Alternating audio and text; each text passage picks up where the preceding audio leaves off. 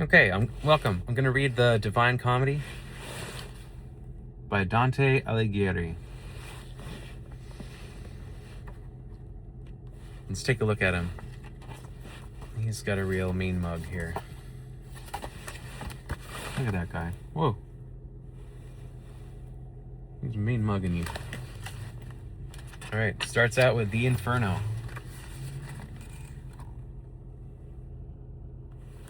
Translated by Henry Wadsworth Longfellow, because it's in the public domain.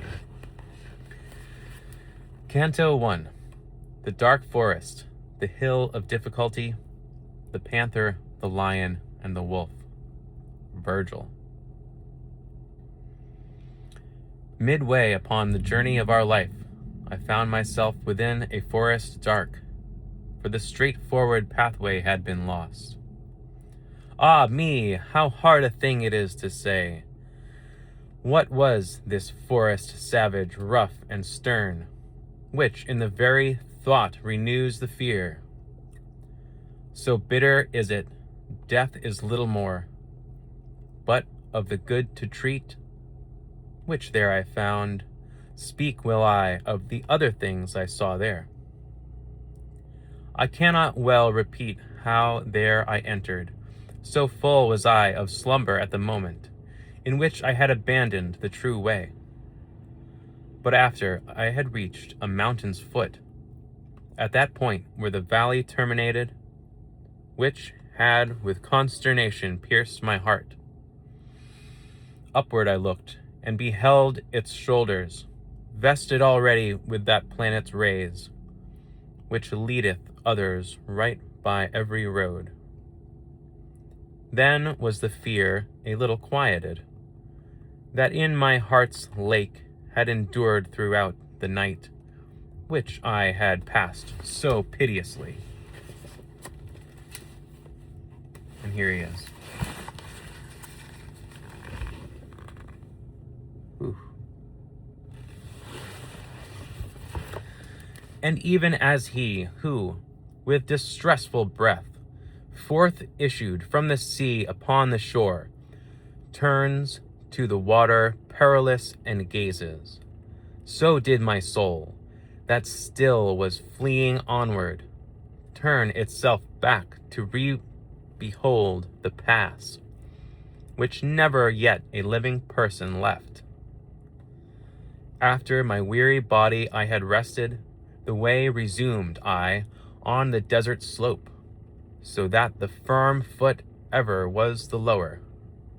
And lo, almost where the ascent began, a panther, light and swift exceedingly, which with a spotted skin was covered o'er, and never moved she from before my face, nay, rather did impede so much my way, that many times I to return had turned. The time was the beginning of the morning, and up the sun was mounting with those stars that with him were, what time the love divine at first in motion set those beauteous things.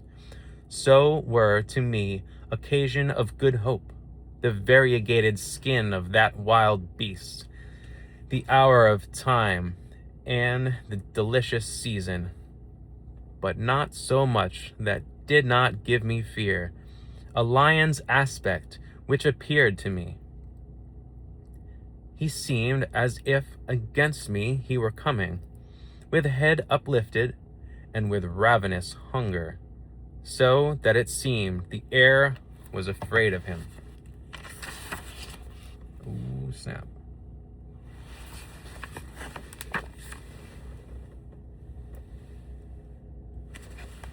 Here's the other one. Ooh, panther and a lion.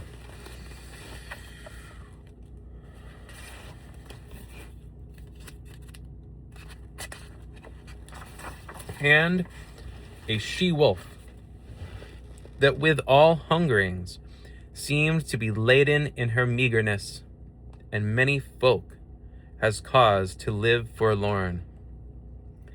She brought upon me so much heaviness with the affright that from her aspect came, that I the hope relinquish of the height.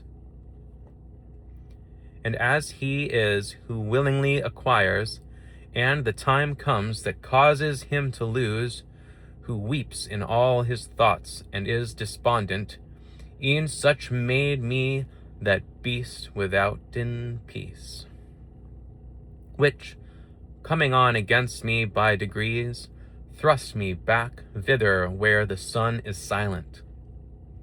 While I was rushing downward to the lowland, before mine eyes did one present himself, who seemed from long continued silence hoarse. When I beheld him in the desert vast, "Have pity on me," unto him I cried. "Whiche'er thou art, or shade, or real man." He answered me, "Not man. Man once I was, and both my parents were of Lombardy and Mantuans, by country both of them. Sub Julio was I born, though it was late, and lived at Rome, under the good Augustus, during the time of false and lying gods. A poet was I, and I sang that just son of Anchises, who came forth from Troy. After that Ilion the superb was burned. But thou, why goest thou back to such annoyance? Why climbest thou not the Mount Delectable, which is the source and cause of every joy? Now art thou that Virgilius, and that fountain which spreads abroad so wide a river of speech? I made response to him with bashful forehead. Oh, of the other poets, honor and light, avail me the long study and great love that have impelled me to explore thy volume. Thou art my master, and my author thou. Thou art alone the one from whom I took the beautiful style that has done honor to me. Behold the beast, for which I have turned back. Do thou protect me from her, famous sage, for she doth make my veins and pulses tremble. Thee it behoves to take another road, responded he, when he beheld me weeping. If from this savage place thou wouldst escape, because this beast, at which thou criest out, suffers not any one to pass her way, but so doth harass him that she destroys him, and has a nature so malign and ruthless, that never doth she glut her greedy will, and after food is hungrier than before. Many the animals with whom she weds, and more they shall be still, under the greyhound comes, who shall make her perish in her pain.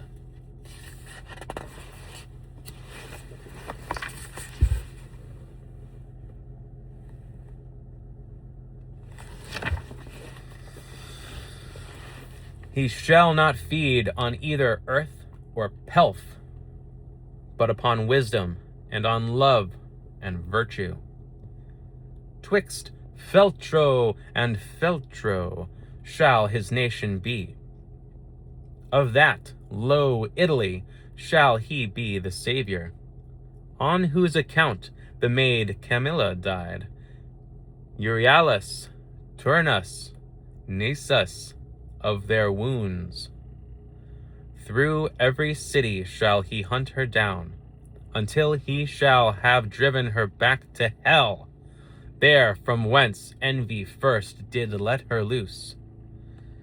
Therefore I think, and judge it for thy best, thou follow me, and I will be thy guide, and lead thee hence through the eternal place, where thou shalt hear the desperate lamentations, shalt see the ancient spirits disconsolate, who cry out each one for the second death. And thou shalt see those who contented are within the fire, because they hope to come whene'er it may be to the blessed people. To whom then, if thou wishest to ascend, a soul shall be for that than I more worthy. With her at my departure I will leave thee. Because that emperor who reigns above, in that I was rebellious to his law, wills that through me none come into his city. He governs everywhere, and there he reigns.